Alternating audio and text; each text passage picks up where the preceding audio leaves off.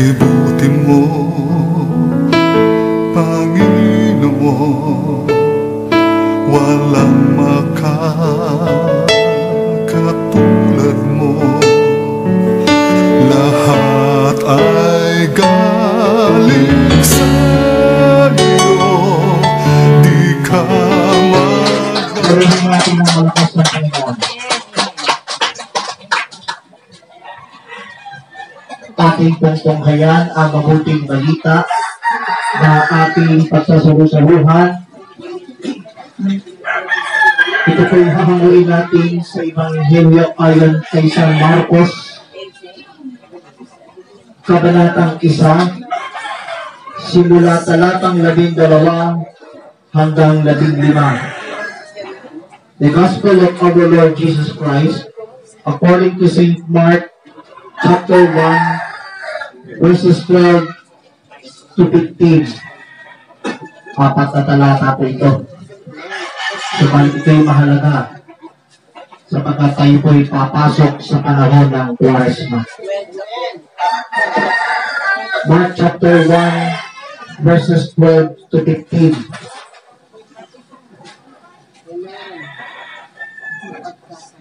At once the Spirit sent him out into the desert, and he was in the desert 40 days, being tempted by Satan.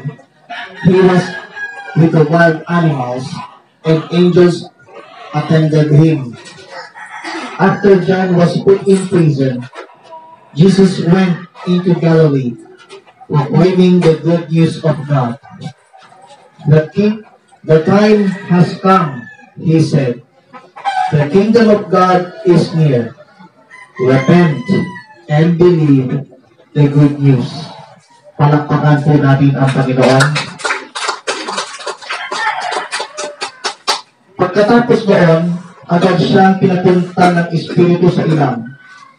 Nanatili siya roon ng 40 araw na pinukso ni Satanas. May ilap na hayop ang naroon, ngunit si Jesus ay pinaglingkuran ng mga anghel. Pagkatapos takping si Juan, si Jesus ay nagtungo sa Galilea at ipinangaral ang mabuting balitang mula sa Diyos. Dumating na ang takdang panahon at malapit na ang paghahari ng Diyos. Pagsisihan ninyo't talikdan ang inyong mga kasalanan at maniwala kayo sa mabuting balitang ito. Mga kapatid sa pananampalataya, ito po ang mabuting balita para sa ating lahat buhat sa Panginoon. Palakpakan natin ang buhay na Diyos. At mangyari pong maupo ang mga upuan. Ayan. Praise be the name of Jesus. Isang pinagpalang hapon po sa inyo lahat. At pinagpalang araw, gabi sa lahat ng nanonood sa oras na ito. Saan man daw kayo naroon, may magandang bagay ang darating at naghihintay sa inyo.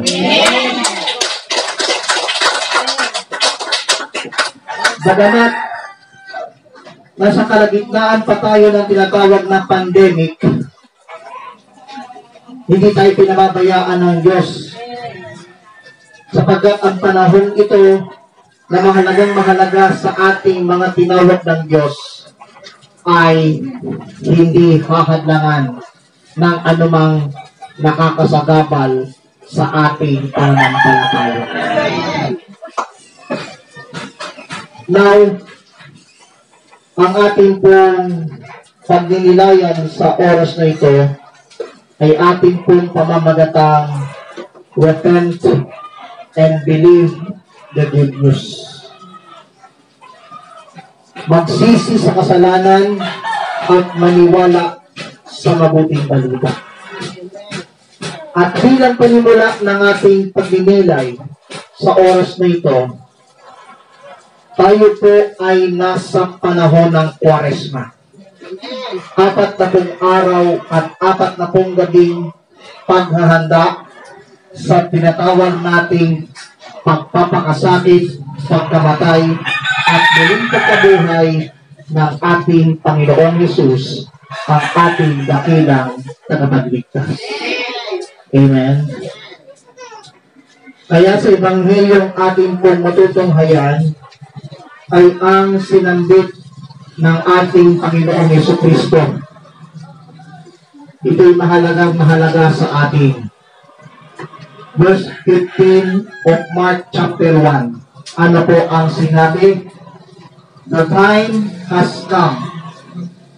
The kingdom of God is near. Repent and believe the good news. Yung palakpak parang hindi pa nasa.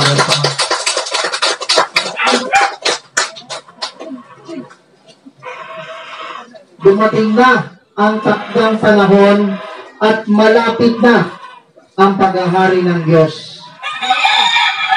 Pagsisihan natin at talikdan ang ating mga kasalanan at maniwala sa mabuting balita.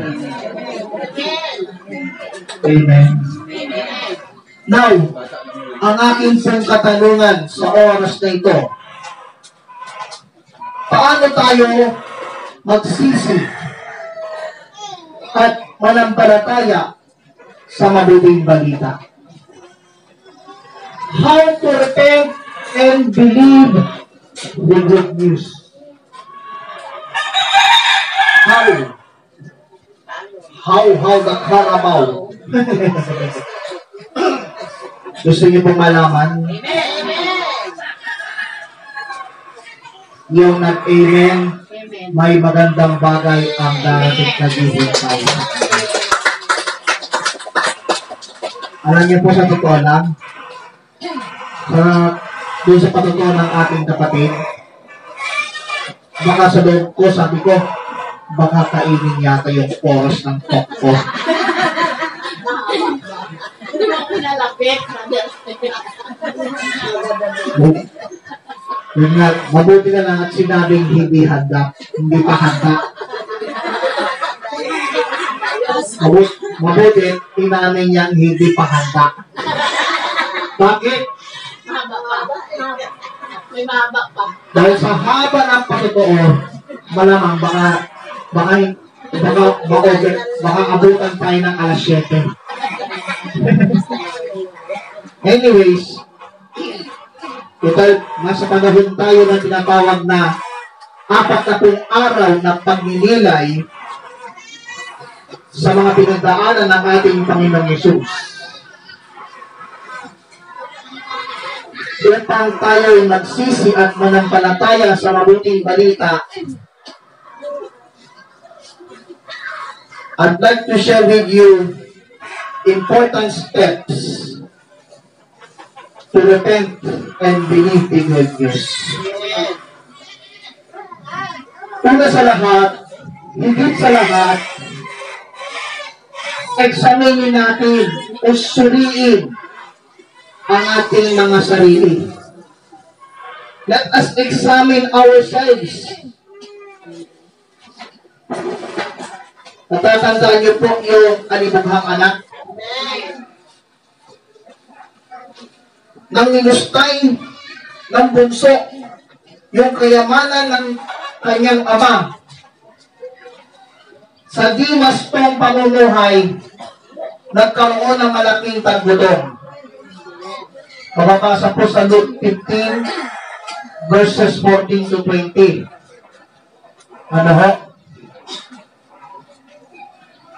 Nang manustay ng anak ang kayamanan yon, ang buong lupain yaon nagkaroon ng tagutong. Kaya siya nagdalita at lubhang nahirapan. Kaya nung ginawa niya, pumunta sa bahay ng isang mamamayan para mag-alaga ng baboy. Naging caretaker ng babuyan. Amen? Ibig niya mapunan Kahit yung pagkain, inihahain sa mga baboy. Kahit punong kahoy lang, walang nagbigay sa kanya. Alam niyo, anong ginawa ng kalibughang anak? Napag-isip-isip niya, in-examine niya yung kanyang ginawa. Anong ginawa niya? Sabay, napaisip sa sarili niya. Ang sabi, buti pa ang mga alila ng aking ama ay pinapakain na at lumabis pa. Samantalang ako'y namamatay ng gutom din. Kahit sa panahon ng pandemya, babalik ako sa aking ama at sasambitin ko sa kanya, Ama, nagkasala po ako sa Diyos at sa inyo. Hindi na po ko karapat-dapat na tawagin ninyong anak. Ibilang ninyo ko isa sa inyo mga alina. Amen. Yung palakpak niya parang palakpak ng kabilang uupos-upos. Now, sa madaling wika, kung susuriin natin kung ano po ang ating mga nagawa,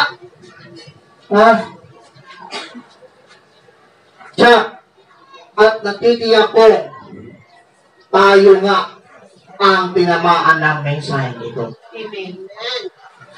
Tayo pong lahat, including Brother Ryan America of Taguig City, Philippines, ay tinamaan din. Kung tayo nga ay nagkakasala. Aminin natin. Suriin natin ang tayo nagkamali. Kung susuriin mo sa sarili mo, na talagang tayo nagkasala. Check.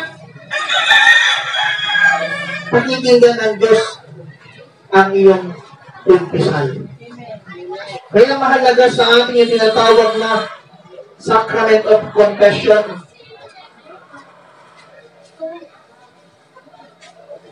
Bakit kamo?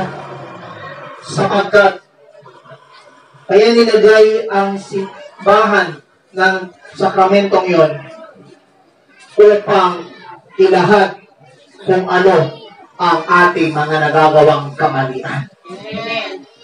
Amen. Amen.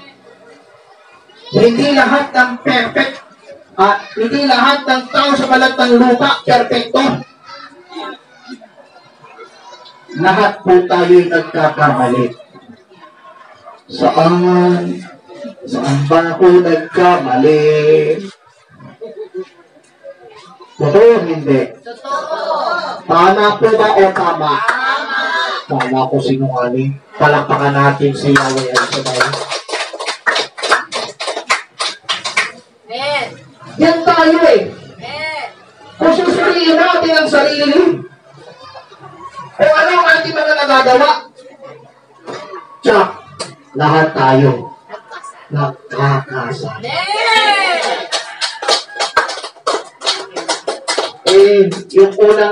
Yung unang tao na nilikha ng Diyos, nung sila'y natukso ng diablo o ng ahas,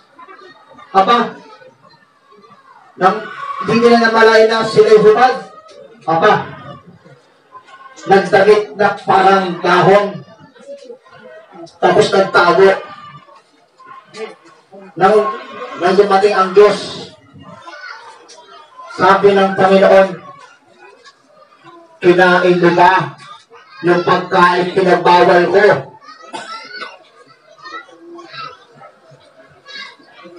Anong sagot ng lalaki? Yang kung babaeng binigay niyo sa akin, ang magpakain sa akin. Ang tanong naman ng Diyos sa babae, si Eva, sabi niya, ano naman, bakit mo itong ginawa? Iyon, sabi ng babae, Kasi Tinukso po ako ng ahas. Tinuro yung ahas. Ayun, ano nangyayari? Sa halip na aminin ang kasalanan, nagtuturuan. Pero wag ka. Kung nang dumating ang ating Panginoong Hesus, ang salita na naging tao at nakipamuhay sa atin, inalay niyang sarili niya sa pamamagitan ng kanyang pag-aalay ng sarili sa krus. Tsak, lahat ng kasalanan sa balat ng lupa, tinubos niya sa pamamagitan ng tagal na dugo. Amen. Amen. So yan ang unang hakbang. Suriin natin ang ating mga sarili. Second, let us confess our sins. Ihayag natin na tayo'y mga makasalanan. Luke chapter 18, verses 9 to 14. Anong sabi? Ito, yung talinghaga tungkol sa Pariseo at Publikano. Anong sinabi ng Panginoon sa pamamagitan ng talinghaga? May dalawang taong pumasok sa templo upang manalangin. May dalawang taong pumasok sa isang bahay dito sa Palayan Village para manalangin. Ang isa'y Pariseo at ang isa'y Publikano. Dumating ang Pariseo at pabulong na nanalangin. Aba, pabulong pa. Sabi niya, O Diyos, nagpapasalamat ako sa iyo sapagkat hindi ako katulad ng iba. Mga magnanakaw, mga nangangalunya, mga mapagpaimbabaw, o kaya'y tulad ng Publikanong iyon. Makalawang beses akong nag-ayuno sa loob ng isang linggo. Nagbibigay ako ng ikapok ng lahat kong kinikita. Ang tamay mo, nag-ayuno twice a week. Tapos nagbigay pa ng tithes. Pero anong ginagawa? Nanimintas. Alam nyo? Hindi alam ng Pariseo. Nasa likuran niya yung Publikano. Halos hiyang-hiya sa sarili niya. Di makatingin sa langit. Anong ginawa niya? Mapayok yung ulo. Dinadabo ka ng bibig. Tabog. Tabog. Tabog. Tabog. Sabay wika. O Diyos, mahabag po kayo sa akin na isang makasalanan. Ano nangyari sa Publikano? Umuwing kinalugdan ng Diyos ang Publikano. Umuwing kinalugdan ng Diyos mula sa Palayan Village ang Publikano. Subalit, hindi kinalugdan ng Diyos ang Pariseo. Bakit? Sapagkat ang nagpapakataas ay ibabagsak ng Diyos. At ang nagpapakababang tulad ng Publikano, inaangat ni Yahweh El Shaddai. Amen. Amen po ba? Unlike doon sa nanalangin ng pabalong, mga kapatid sa pananampalataya, subalit namimintas tayo ng kapwa. Amen? Mas mabuti ang manalangin ka at ipahayag mo ang mga kasalanan mo tulad ng Publikano. Kaya kapag nanalangin ka at nagsisi ka sa kasalanan, kalulugan ka ni Yahweh El Shaddai. Amen? Kapatid, friendship ka-prayer partner, katumang, at maging kayong mga nanonood. Tandaan po ninyo, gaano kalaki ang pagkakamali mo, gaano kalaki ang iyong pagkakasala sa isip, sa salita at sa gawa, tinitiyak ko, ikaw ay kinalulugdan ng Diyos. Kapag kinusan mo sa Diyos, anuman ang iyong pagkukuna, anuman ang iyong pagkakasala sa isip, sa salita at sa gawa.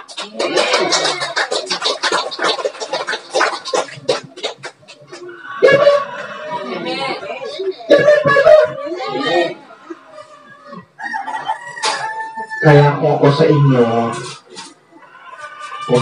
kung nakapagsimbang kayo kanino, Ash Wednesday Mass,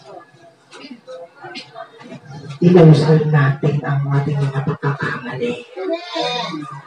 At kapag inamin natin sa Diyos, na tayo nga ay mga nagkakasala sa isip, salita at sa gawa, tandaan mo at tandaan ninyo ito. Hindi lang basta kinalulugdan ng Diyos. Marami pang pagkakataon upang ikaw ay makapagsimula muli sa panibagong simula.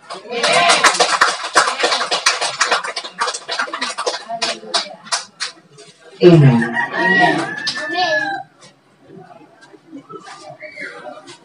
Kaya, ang iba naman, sa halip na pangumpisal, anong ginawa? Daldalan, dakdak ng dakdak, di maintindihon. Bakit kamo? Walang Kristo sa buhay. Amen. Kaya pag nag-aaway ang asawa, ang sasabihin ng babae, demonyo ka! Sasabihin naman ng lalaki, demonyo ka rin! Sasabihin ng bata, pambihira, impyernong bahay na ito. Palakpakan natin ang malakas ng Panginoon.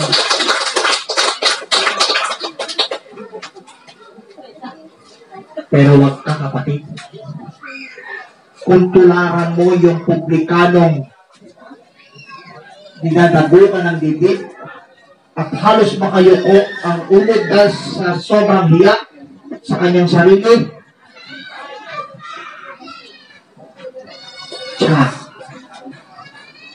ikaw ay uuwi kinalulugdan ng Diyos.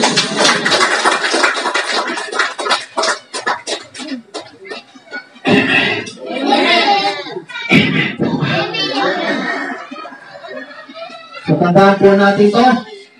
Una, suriin natin ang ating mga sarili.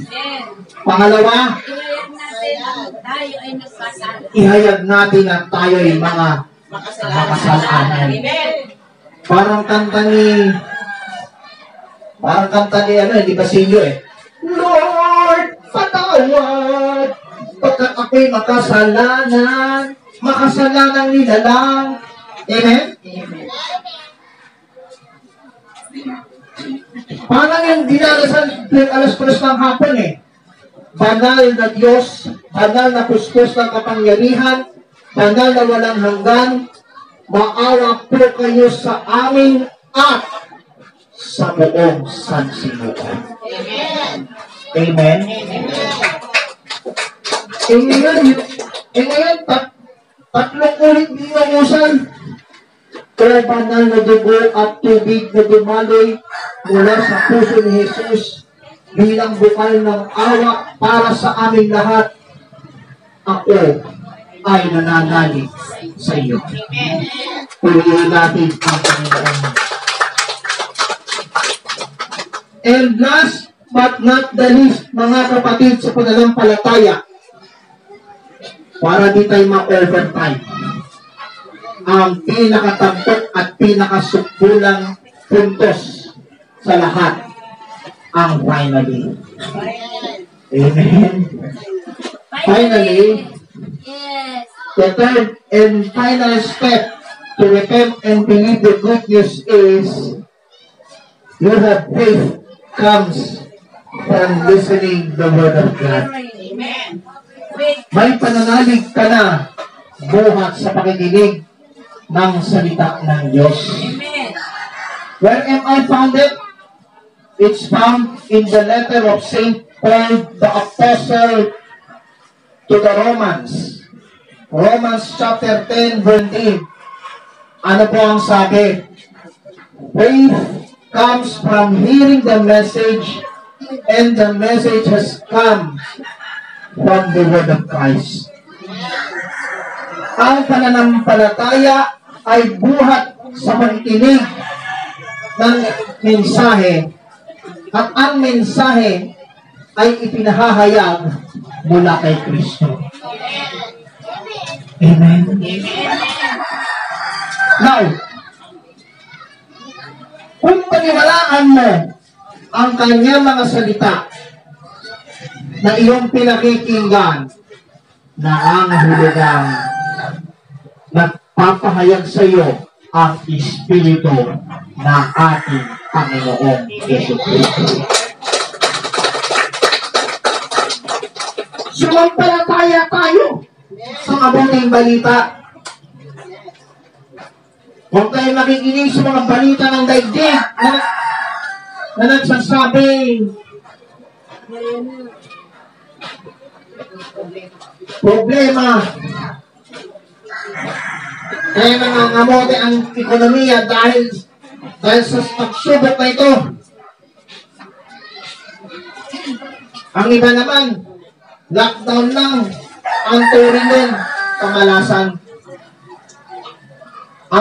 Ang taong nakaranas ng kamalasan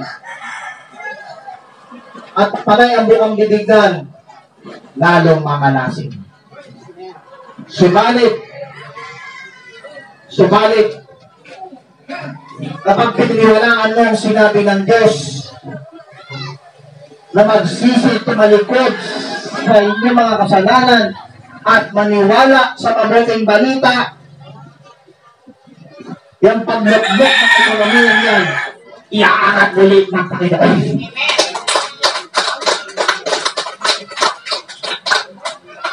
Iaangat ng Panginoon ang ekonomiya ng bansa buong daigdig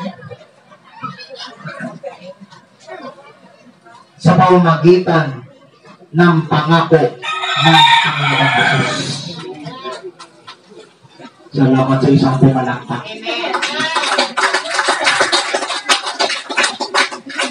Amen. Amen.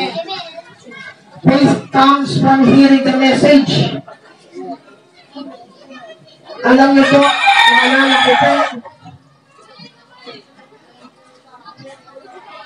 isa sa ating listeners ng programang To God Be the Glory sa impila ng DWXI ang sumulat sa ating mga napulong lingkod doon. Nasa panimulaan ng liham ang sabi, Dear Brother Mike, huwag po kayong titigil sa pahayag ng iyong salita sa himpapawid. Sapagkat ako'y pinagaling ng Panginoon mula sa karamdamang migraine na nagpahirap sa akin sa loob ng 17 taon. Nang mabuksan ko sa radyo ang programa mo sa DWXI at ang aking pagsigaw dahil sa sakit ay di marinig ng aking kapitbahay. Pagkabukas ko ng radyo, busungad sa akin na kayo po ay nananalangin sa mga may sakit at ako'y nagpato ng kamay sa radyo. Tanda na ako'y pinagaling ng Panginoong Jesus. Amen. Kontakin mo sa pamamagitan ng pakikinig ng mabuting balita sa impil ng DWXI from sign on to sign off. Sari-saring himala ang bumuhos sa mga tumatangkilik sa ating himpilan. Bakit kamo? Dahil sa kabutihang loob na ginawa ng Panginoong Jesus. Amen. Tandaan po natin itong tatlong hakbang na ito. Unang hakbang, suriin natin ang ating mga sarili. Pangalawa, ihayag natin sa Diyos na tayo'y mga makasalanan.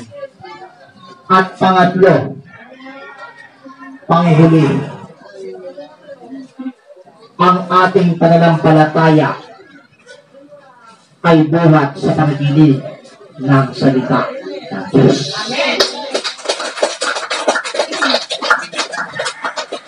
Kaya sa panahon ng Kwaresma at kasabay ng ika-500 taon ng Kristyanismo sa ating bansa, tandaan po natin lahat, itong pahayag ng ating Panginoon.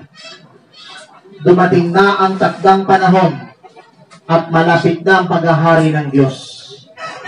Pagsisihan ninyo talikdan ang ating mga kasalanan at maniwala kayo sa mabuting balitang ito. At kung paniwalaan ang kanyang mga salita, tsak, nangangahulugang nagpapahayag sa iyo ang Espiritu ng Panginoon. Amen. At bilang pangwakas ng ating pagninilay sa oras na ito, kaya ngayong Kwaresma, ating pong sama-samang lakbayin ang lahat ng dinanas ng ating Panginoon sa pamamagitan ng ating pagbabalik loob at paniwalaan ang mabuting balita na inihayag sa atin ng ating Panginoong Jesus. Sapagkat sabi ng ating Panginoong Jesus, Matthew chapter 4 verse 4, hindi lamang sa tinapay nabubuhay ang tao, kundi sa bawat salitang mamumutawi sa bibig ng Diyos. Tuloy natin ang Panginoon, tuloy ng Diyos. Ano pa bang hinihintay natin?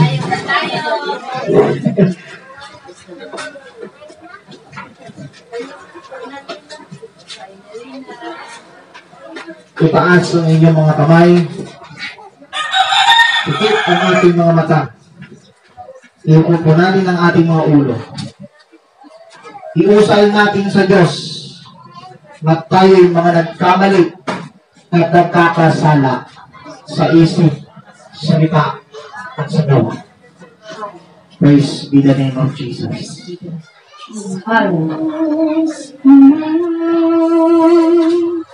Diyos na Espiritu, pag-alisa, kaya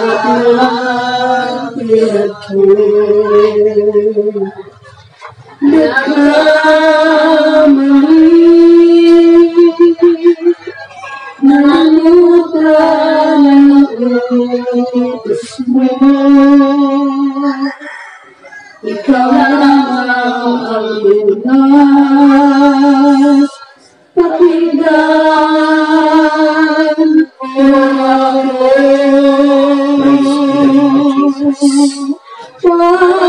Pagsisisi, kumakas, kailangan matumbas,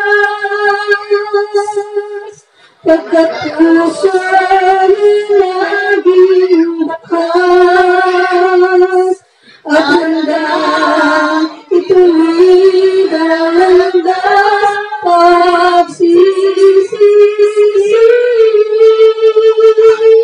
ang balik ng Diyos na mundo. Patawarin mo sana ako.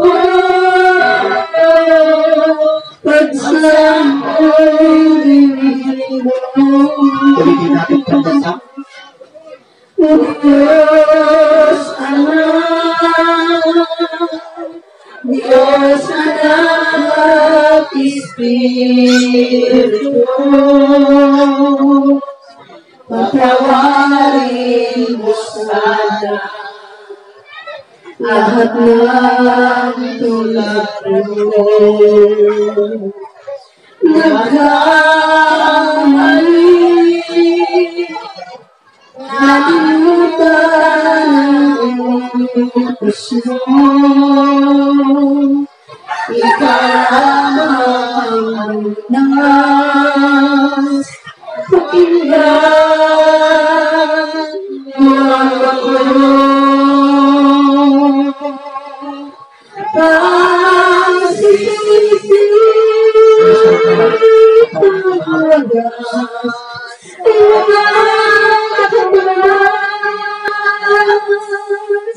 pagkatapos wala laging bakas at hanggang ituloy ang landas pagsisisi ang mundo ng puso kong ito. Patawarin mo sana ako, taksan mo'y ibig ko. Patawarin mo sana ako, taksan mo'y ibig mo. Tayo po'y manalangin, maging kayo mga nanonood sa broadcast na ito. Sumunod kayo sa panalangin ito, sabihin niyo po, Diyos ang makapangyarihan. Diyos ang makapangyarihan, Lumalapit po kami lumalapit po kami sa iyong banal na harapan. sa iyong banal na harapan. Patawarin mo po kami Patawarin mo po kami sa lahat ng aming mga kasalanan, sa lahat ng aming mga kasalanan, sa isip, sa isip, salita, sa salita, sa gawa, sa gawa, at sa aming at sa pagkukulang. aming pagkukulang. Linisin mo po Linisin mo po ng iyong banal na dugo ang iyong banal na dugo, ang aming pagkatao ang aming pagkatao, mula ulo mula ulo hanggang talampakan. talampakan. Sa oras na ito, Panginoon, Ito, Panginoon, alay namin sa iyo alay namin sa iyo ang aming taus-puso, aming taus-puso, pagsisisi, pagsisisi, at pagtalikod pagkalikod, sa aming mga nagawang kasalanan, nagagawa ng mga kasalanan, at maniwala kami at maniwala kami sa iyong mga salita. sa iyong mga salita. Kaya naman, Panginoon, Kaya naman kami noon, maraming salamat maraming salamat sa iyong mga salita sa iyong mga salita na iyong pahatid na iyong hatid sa amin. sa amin. Kaya naman, nagpapasalamat din kami Salamat din kami sa iyong walang tigil na awat habag. sa iyong walang tigil na ako na barang. Salamat sa iyo, O Diyos. Salamat sa iyo, O Diyos. Sa ngalan mo, Sa ngalan mo, Jesus. Jesus, Kapatid, friendship, ka-prayer partner, katuwang. Sa panahon ng Kwaresma, tuloy ang pag-ibig ni Kristo sa gitna ng pandemya. Amen. Huwag kayo mawala ng pag-asa. Yes, Lord. Hallelujah. At tandaan po ninyo Praise God. sa pamagitan ng kanyang mga dinanas, Amen. ang lahat ng kaguluhan at pagsubok sa buhay kayang lunasin ng ating Panginoon Amen. sa pamagitan ng pananadugo na umagos sa krus ng kanya. Amen, Lord. Believe it, mga kapatid sa pananampalataya. Ano man ang sitwasyon sa buhay, natitiyak ko, may magandang bagay Amen. ang darating at magdadagdag Hallelujah. sa iyong buhay, sa iyong buhay. Hallelujah. Hallelujah. Hallelujah. Taas ang inyong mga kamay at ibo ang bibig ang katagang Hallelujah! Hallelujah. Hallelujah! Hallelujah. Oh, Hallelujah! Hallelujah. Oh, Hallelujah! Sa nang Praise